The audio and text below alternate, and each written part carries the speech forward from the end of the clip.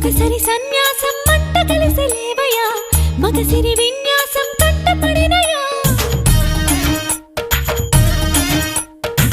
వెనకటి వేదాంతం పూడిదాయ చూడయా సూక్ష్మంలో మోక్షం బోధపడినయా జగమే ఒక మాయ ఆ సుఖమే ఒక లోయ అందులో పడిపోయా సుమ్మమ్మ సూర్య